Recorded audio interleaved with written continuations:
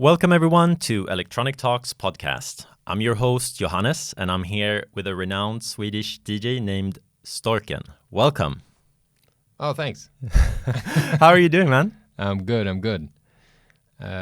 Been into the studio, so I'm just like looping this down. So right. And I'm gonna try to calibrate the English, but no worries, man. So good. Yeah. What are you working on at the moment? Actually, me and Luke Nilsson is. It's just like he's pouring out stuff right now. He's been doing like R&B for a while and just working, and now his brain is more like summertime, trying to throw out those bangers. And I've been on vacation for 2 weeks, so I'm also kind of like resetted. So right.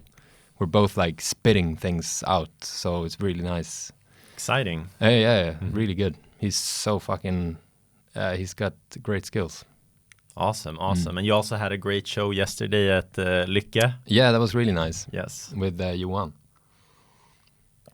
Yeah, we're glad that you swung by. Yeah, really great vibe, really great people there as well, I feel. I was interested in hearing a little bit before we dive into the music part. I know you're not from here. You're not from Stockholm. You grew up kind of in the countryside or a little bit further up north. Yeah. And allegedly your family was musicians. Is that correct? Yeah, or they're involved in music, right? Yes. So could you tell me a little bit about that influence, in your life before you became an artist yourself? Oh, yeah. My mom is a singer, my dad is a bass player.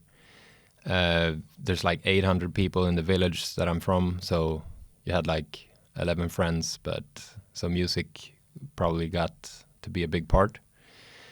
So it's been like dance band. I don't know what it's called in Swedish. Right. It sounds a little cooler in English than in Swedish. It does, but like very local music. Yeah. So I think that that's basically my root, I think. And I've been just like, my dad started a radio channel, radio station. Yeah. So he had like, you had to like, back at that time, you had to like record everything from CDs into the computers. So he had a lot of music on his like big hard drives. So I think actually when we were talking electronic music, that was the first time I heard an electronic dance track, which was Proper Education, Eric Prydz.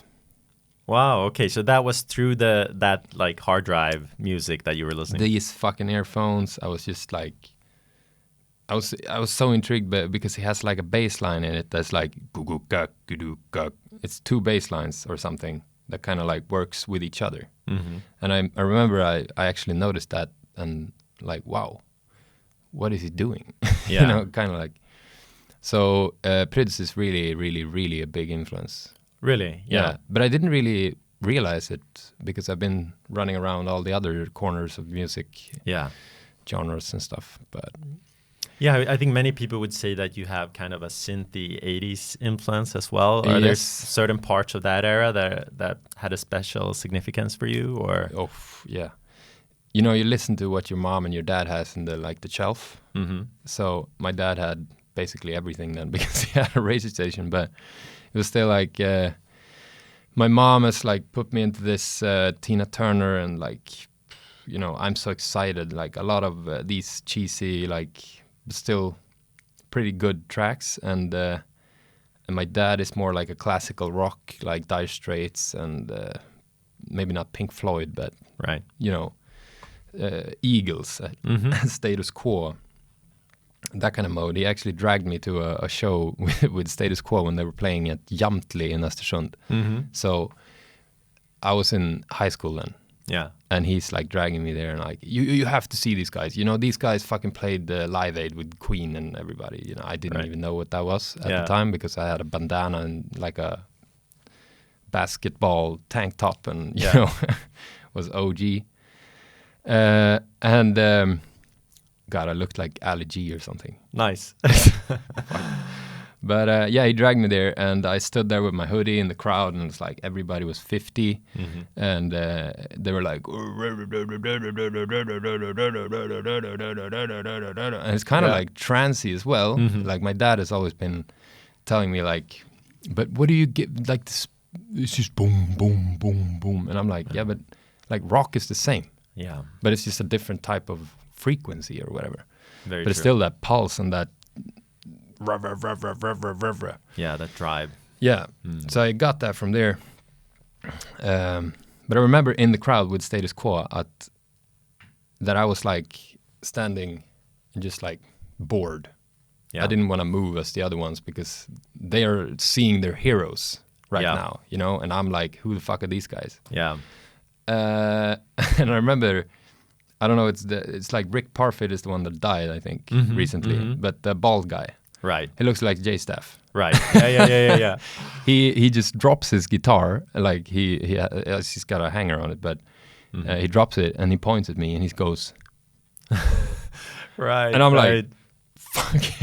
You're the only one that's smiling. Yeah, of course. And he noticed me like not feeling it or whatever. Yeah. And just like, be happy, man. Why not? And it was a really good, like looking back at it, it was like a big moment for me. And now that I know who he was and what he've done and, you know, everything, it's like, whoa.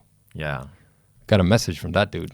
Bigger than you knew. Why be sad when you can be happy? And very true. Yeah. Which plays very well into some titles on your Think EP. Happy, Be Happy. Yeah, exactly. Yes. That was actually stolen from a book in my girlfriend's apartment, though. Really? Yeah. Okay, but indirectly, there's some connection there. Yeah, but it's still the same message. I was actually thinking, like, why not? It's so good message. But if we go back to your actual first release, Lille Vals, that you did on Gerd Janson's Running Back, or a subsidiary of that label. It was actually both. Both, yeah. So the first one was on the sampler because I didn't have a name, I didn't have anything, so he just. I remember, I played a gig in Åre with a guy named Nils. He's the one half Arkaio. It's the one half of Genius of Time with Dorisburg. So he played there, and we ended up at the same after party, and we played that Lille Vals track for him. And he said, "You should send this to Running Back to Gerd." And I was like, I didn't know who Gerd was. Yeah. So I sent it to Gerd, and I sent it to Todd Terje. And after that, it was like a month of silence, and I just didn't think about it. And then he came back and like, "Hey man, can you send me this in WAV?" And I'm like, "Fuck yeah!" So I send it straightly in WAV, and then I send the WAV on the pre-master to mastering because it wasn't mastered. And when I sent it back to him, he was like, "Oh, nice, thank you, but too late for Boiler Room. I played the old one there." And that's how I found out about the Boiler Room. I go into the Boiler Room.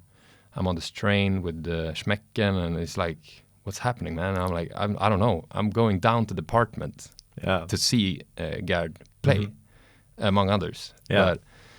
And then I just like cut through the YouTube clip and like this ambient track of Alan Dixon, ambient brain disc is playing.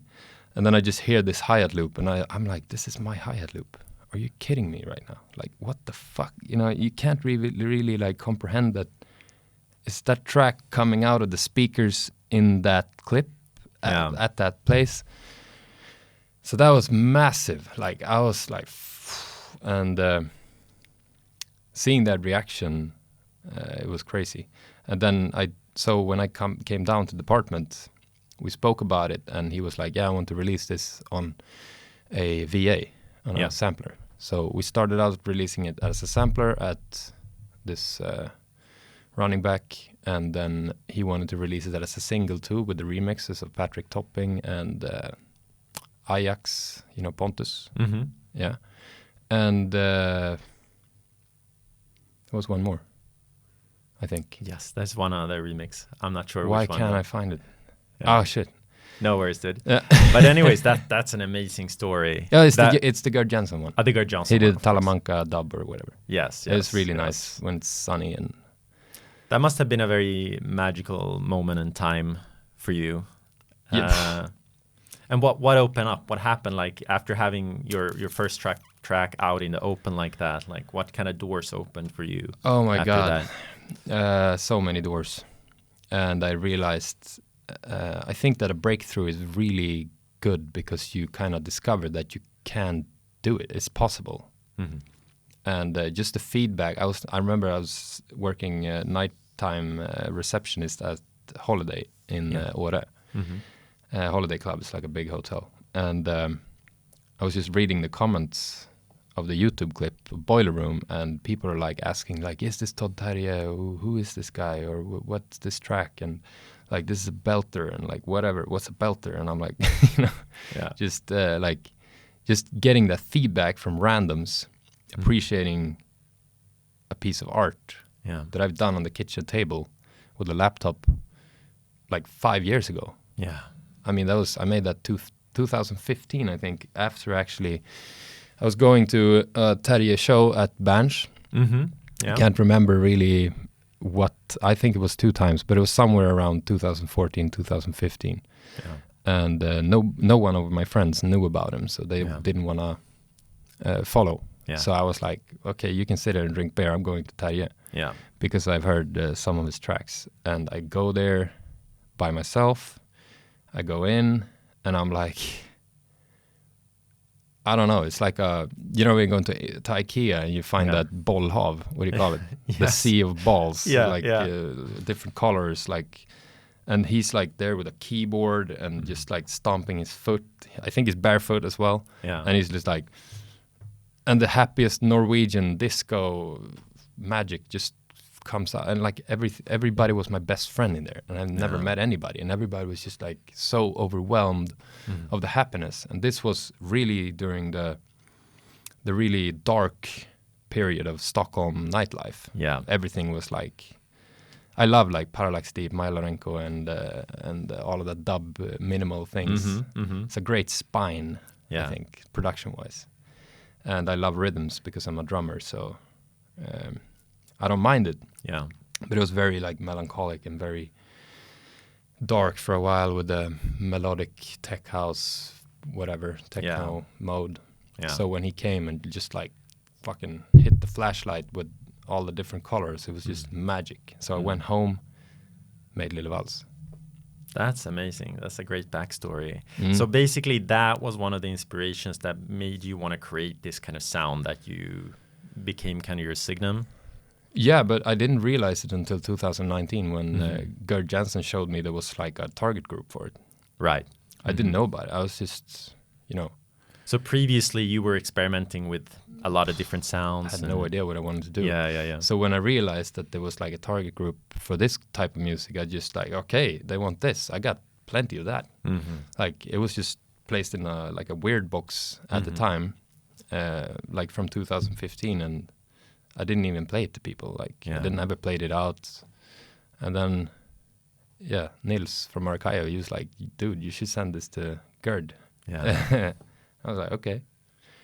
That's amazing. And how did you decide the next step after that? Were you overwhelmed? Like, how did you decide on what you wanted to do after that?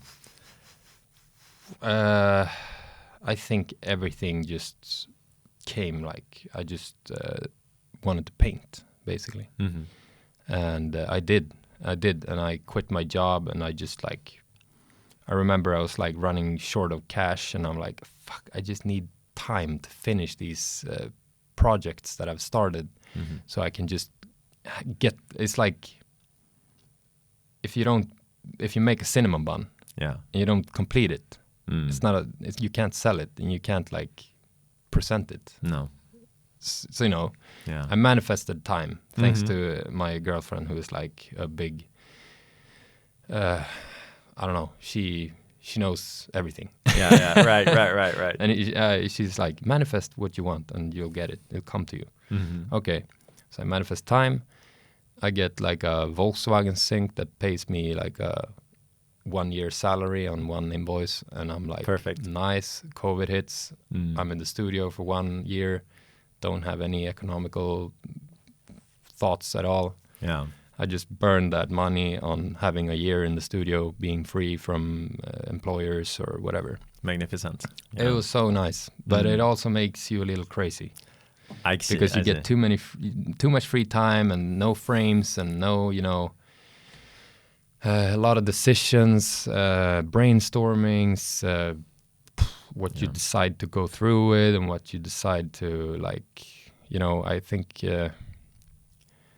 Karin, my girlfriend, also 2 days ago, she was like, okay, we have to do like a sheet now with all your projects, and I think we came to like 85 projects that just laying around and just, they're like the cinnamon, but I just have to put it in the oven and just like, okay, here you go. Yeah. But it also that perfectionist's brain that kind of like, just one little tweak. One little more thing. Yeah.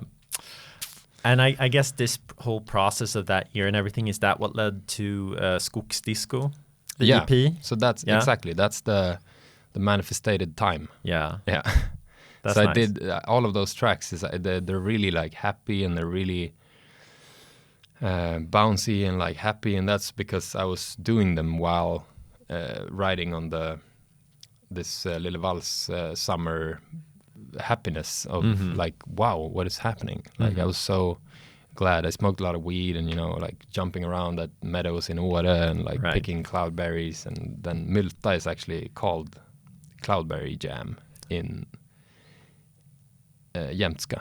It's like the region's language. So Mylta is actually cloudberry jam. I see. So a lot of that came from there, and I just like the track was made in one night, and a lot of different inspirations. Like I had like a little bit of Axel Bowman Eyes of My Mind in the intro, because I just saw that, I think it was a Boiler Room clip when he's like playing that, and I see just like and I was like, wow. So I tried to like create a drum loop kind of like that, and then it just boom boom boom boom ba-da-ba-da-ba-doop, and everything just came, and like the melody with some weird flute sound that I found because I bought like complete 6 or whatever it was, and it's like a lot of weird instruments, like Indian, not like indie sounds, and like weird harmonicas with I don't know. So it feels like there was also kind of like maybe a philosophical statement in that record or in that release, like both with the titles and the feeling, or what was your intention with that? I don't know, like making people dance, of course, but also not being afraid of being happy instead of this dark era that I was talking about. Like not everything has to be so fucking hard and rough and like but also when I'm angry and I go to the studio, it results in great stuff too. Yeah. So it's all about channeling that energy. Right? Exactly. And it's like I was actually when I was in the studio all the time, I smoked a lot of weed. I was very free. I didn't have anyone to like, no boss could fire me or whatever. And I got contacted by this big management in like Fatboy Slim's Anglo management. And I got an accountant running all the numbers, and I got this agent who is like planning everything. So, I'm basically off. Yeah. So I can do whatever I want. My only thing is that I'm producing. Like the thing that we're all gonna feed off of or whatever. Yeah. Because, but it's also like it can kill the joy a little bit sometimes. And that's what I mean. Like if I go to the studio and I feel that I need to be creative right now, but I'm not feeling creative. Yeah. If you try this 10 to 5 kind of workday flow, because it's also, you need to, and I felt that I couldn't. I always like missed dinners, You can sit from 10 to like 3 and nothing comes to mind, and you just like, just puke on the computer basically. Yeah. And then the last hour before you're going home to having dinner with your girlfriend, it's like, that's when everything comes, and it's like, fuck, I'll be there in 15 minutes. And 15 minutes, we have this, she knows that it's 2 hours. Yeah, right. You just have to. Yeah, you know, you got to capture it when it comes. And that's a little,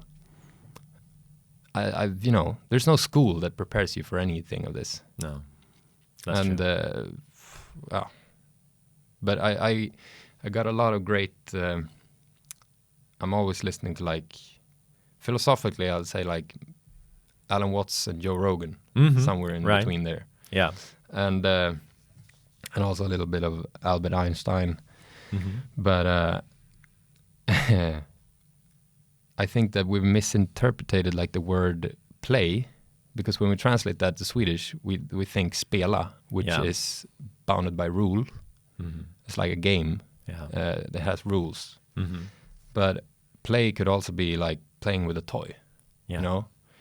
And when you're playing an instrument, then it's like you should play with it as a toy. You shouldn't play with it as a game. Yeah. You can do whatever you want, but I mean, Jimi Hendrix, he mastered the rules and then he knew how to bend them. Yeah. But he still played with it and like, you know, that's not how you play a guitar. No. That's how you play with a guitar. Exactly. Yeah. Yeah. And I think that it's just important to, when you're in the creating process, like if you're in a cover band or whatever, you need to play the game. Yeah. Because you're reinterpreting something. But when you're gonna not invent the wheel, but you know what I mean? Like you need to play around. And I think one thing I loved when I was a kid was that I was playing with my mom and my dad. Yeah. So they had a band. So it was, my mom was singing, my dad was playing the bass, 2 brothers, Erik and David, who was like keyboardist and guitarist, and some other figures. But basically we were in it together. So when the fun parts were, we had fun together. And when the bad parts, like crashed a bus, like in the middle of the night, Christmas morning, you know, and nobody is around. You can't get a hold of anybody up there. Yeah. So we're sitting in a ditch and it sucks. Yeah. But we're in it together. Yeah. But like when you're a DJ traveling the globe or whatever, it's you're on your own. Yeah. And I really miss like having colleagues. So I'm a little bit into like getting a band or someone to do it with. Right. Getting that framework kind of, or that community. Yeah, but it's like playing by yourself or playing with someone. Yeah. What's more fun? That's very true. Could be both, but. Yeah. Also, I saw you had a post recently when you were talking about the importance of staying true to yourself and, you know, actually kind of being yourself in the process. I can't quote you directly on that, but there was something along those lines. Yeah. Sounds like me. Yeah, exactly. And I was just thinking that's kind of like, that rings true with the whole concept of play and, you know, staying open-minded that you were talking about. Yeah, but being stupid or wrong or whatever. Like, you know, Bob Hanson. Yeah. That kind of mode. Like, and I really, you know, I live in Åre right now. Because I've done like 9 years in Stockholm, and I love Stockholm in so many ways. But I can't stand the middle parts, you know, like going from place A to place B, the subway, like all the fucking traffic, and everybody's just like, as soon as I break a red light, they're like, and I'm like, but dude, it's, you know, in Åre, it's just you cross the road when you don't get hit by a truck. Yeah.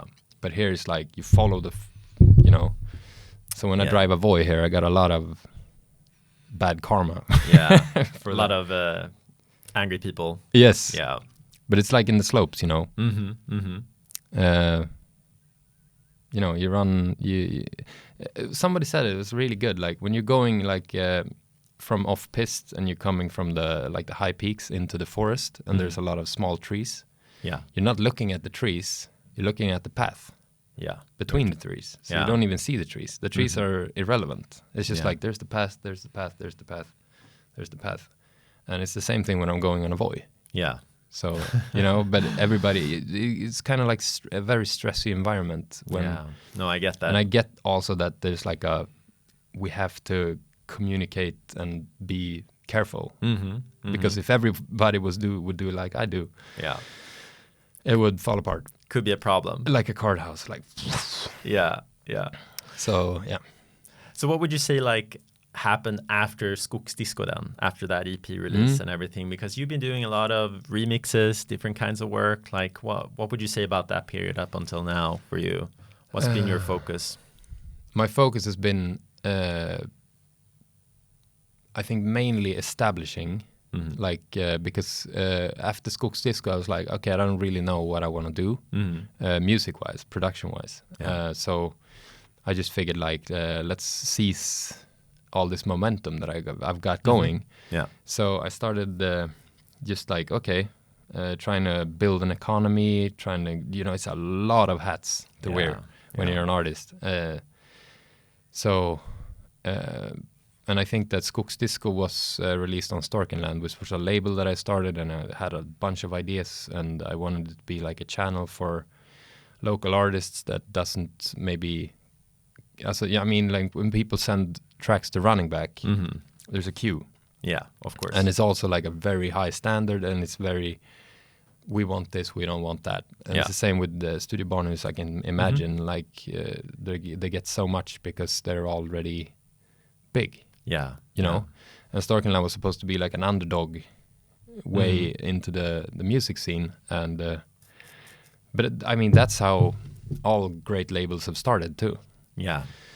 So that was my idea. I wanted to help others because I wanted colleagues, and I wanted, I got a lot of great producers that just sends me bangers, and I play them out, and everybody can't Shazam them, and it's just like everybody's like, what is, and a really great weapon for me.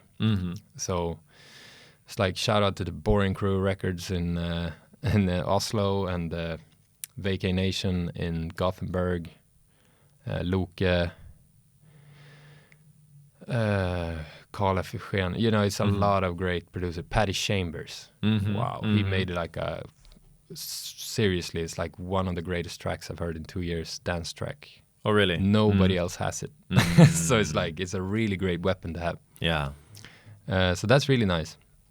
But I think that Storkenland got a little, it costs money. It's like millions of ideas, and I have my, my personal health and relations, and this stressful environment that I'm living in, and I'm trying to like, how do I fucking balance all of this shit? So I think that it's been like laying, and I've done remixes because then I don't have to worry about the distribution and everything, and it's always fun to have something to work with you when you start. Yeah. Because if I do an album, I want to do it with like I don't want to release just tracks. Yeah. I want it to be more like a theme or whatever. Yeah. So Skogsdisco is basically Skogsdisco. It's a nice forest disco. Yeah. Yeah. Yeah. That nice vision. Yeah. Yeah. Yeah, but I was like the album cover speaks a little bit for itself. And that's also like, I could have been, I spent like 30,000 crowns on the album cover. Yeah. I mean, economically, I'm the worst person ever. Right. Yeah. But it looks great. It looks great. And it has a nice feeling. It gives you joy. It's completely in 3D. It's like you can zoom in, you can like change angles, and everything is where it's supposed to be. It's amazing. Yeah. And it also reminds me of a video game a computer game. It's called Rock Manager that I played when I was like super young. Yeah. And you could build like, that was actually the first time it's so good game. I can't imagine why it's not bigger than it is. Is it like a PC game? It was a big fuck you finger. Yeah. And a ring that said gold on it or something. Okay. And, it was basically you were a manager of a rock band, and you could choose the different characters. So if I choose you to play guitar in my band, it could be like a Sims thing. Like, he's very cranky, but he's really good at the guitar. It's really hard to manage. Yeah. And then you went to the press office and you got releases and shows and grades, and you could bribe if you were cranky, I could give you a bottle of beer, and you're like, nice. Yeah. Your smile become more happy. Up. Yeah. Nice. It's a really good game. So I've been writing like a video game too. If anybody is out there producing video games and, not rock star level, but somewhere there. I'm really interested in building a game. Oh, so wow, that's exciting. I've actually got a long script, and I think I can't imagine why it wouldn't be a success, but don't know how to pull it off. So. But still, so like moving into the digital realm, there's so much happening, like not only in the gaming sphere, but we also got like AI happening right now, both to music and every field basically. Like, do you have any thoughts on that? Like, have you tried out some stuff, or what's your take on that? I've tried it out here, but not there. And it's just I'm a little bit afraid of cookies and all of this terms stuff. Yeah. So I don't know what's gonna bite me in the ass, but I was really negative to it, and then my friend Joachim Kullberg, he was like, "Bro, this is happening with or without you. Jump on the boat, or you can stand there and be this. It ain't DJing if it ain't vinyl." Yeah, you know, classic. And it's true, because the kids, they're gonna grow up and they're gonna be like, "Oh, I can make a track that's Elton John versus Britney Spears, and then a little bit of Rammstein." And it's like, yeah. And I'm standing here with my one-shot drum pad, like I don't even use loops. I do everything with one-shots. Yeah. So how many hours is that? And then just press a button and then, or write a sentence, and then it's like a track. Yeah. That sounds better than my track, or equally, or Yeah. And I think it's like with art as well. Like would Picasso appreciate if somebody came around and just wrote a sentence, and then it would do like a collaboration between him and Matisse or whatever, you know? Right. Yeah. Would he be pissed off? Probably. Yeah. Would he be scared? Yeah. But if he could try it himself, so it feels like it's kind of like in the early Pirate Bay phase now, and it would be so nice if everybody could just relax a little bit and just like use this with common sense and not just fucking rush into getting famous or successful or whatever, because it necessarily doesn't make you a better person. It doesn't make you happier. It's just, you still have, even where you end up in your life, you'll still like struggle with stuff. Yeah. So it's just going to be relative. Yeah. You know, doesn't matter if you live on a meadow with sunshine all day. Then the ticks come, and you know. True. Something will always come around, right? Yeah.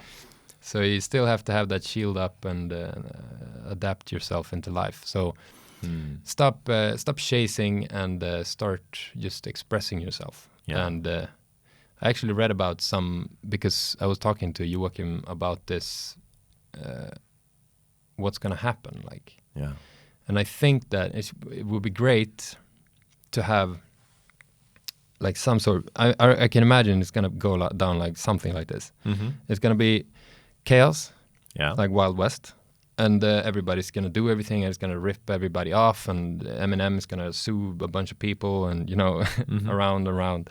It's gonna be that Pirate Bay versus music industry war, like what's art and abstract versus rules, and you know, trying to communicate with each other. And but at some point, as with the with the Voi bikes, like if everybody just used common sense and not put them in the middle of a bridge or whatever, and throw them into water or whatever, you know, they wouldn't be a problem.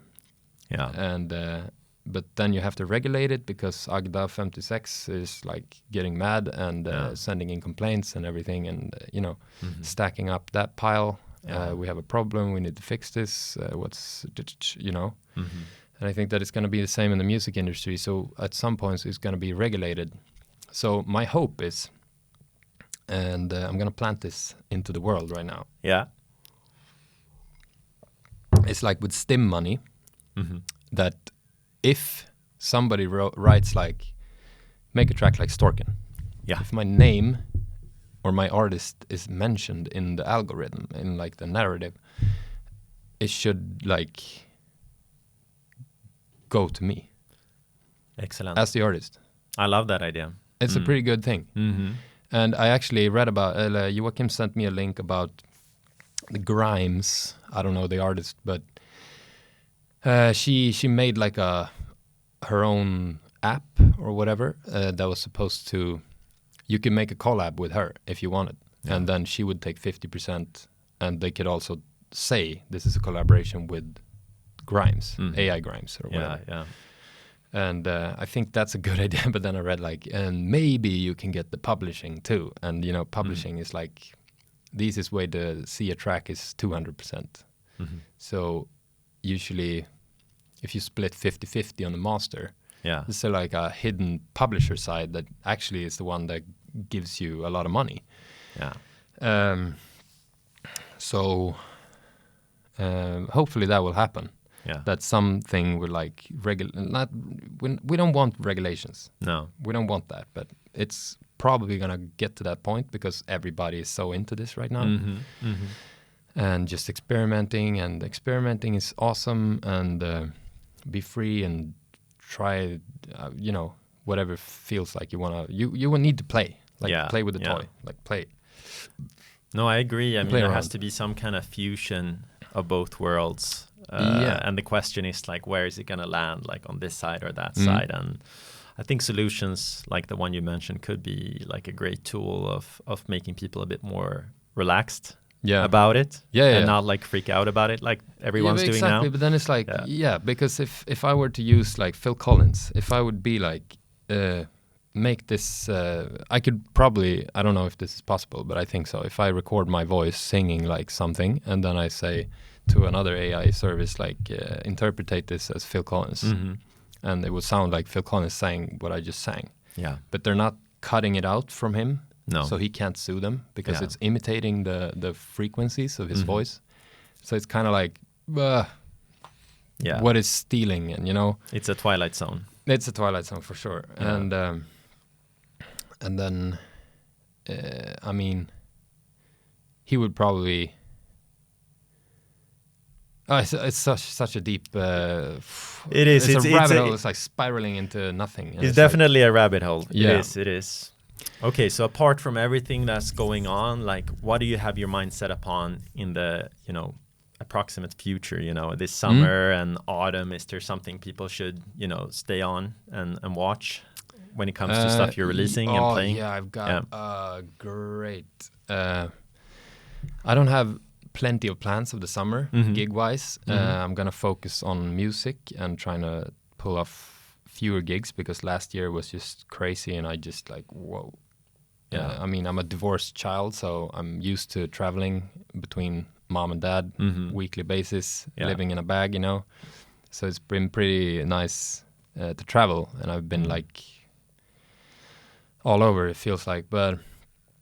And that's also just the beginning. I met like Simon Dekonovich at Sunday in Mexico City, and he's like, oh, I just had food poisoning, and he's gonna do this show now, and then he's gonna go to. I was upset going from Mexico City to Amsterdam and then home, and he was like, yeah, I'm going to New York tomorrow, and then I'm going to Europe, and then I'm going to Taipei, and then I'm going to, you know, I'm like, oh shit. It's heavy. It's a rough business, and that's why it costs money, basically. And I've just had to set this limit a little bit, not doing too many shows. And it's also nice because I want to get into the live thing. I'm actually a musician more than I'm a DJ. So it was just. The reason DJ Storken is on Instagram is just people think that my name is DJ Storken, but it's like, nah. It was just available name thing.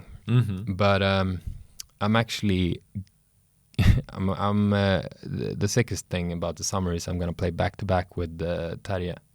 Oh, nice! When is that? Where and when is that happening? 12th of August at this new concept Juno. I'm going to play there tomorrow. Really? It's Saturday tomorrow. Yeah. So it's like a Gothenburg concept from Alexander Jirvan and a few others, I think. And he was just like, yeah, do you want to come play with Musumeci? And I'm like, yeah, sure. And then he's like, do you think we could book Terje? And I'm like, yeah, I can ask him. And then we spoke about it, and he was in on it. And awesome. Playing back-to-back with Todd Terje is like, I don't know, it's like meeting Phil Collins and having a beer. Yeah. It's amazing. He's kind of reconnecting with that first moment from 2014 exactly. in a sense. Yeah. And I met him. I played before him and after him 3 times last year. One at Rex. Oh, really? In Paris? Yeah, nice. That was the first time. So I remember just like standing there playing, and then all of a sudden he's like standing behind me, and I'm like, you know, it's weird when you meet somebody that has givings. I told him, like, I think you have the biggest. I think I am sitting on the biggest Terje library after you. right. Yeah. And he's like, oh, nice, respect, you know. And he's exactly what you imagine him to be. Yeah. He's so kind. He gave a lot of advice. And I can tell that he hadn't heard Lille vals, so now he's like repping my music as well. Wow, that's great. And that he wants to play back to back is just like a wow. Wow, that sounds like a great thing to see. Yeah. And then I've invited. I'm doing a Storkenland at Trädgården with Donald's house. And Donald's house, for those who doesn't know, is before our time.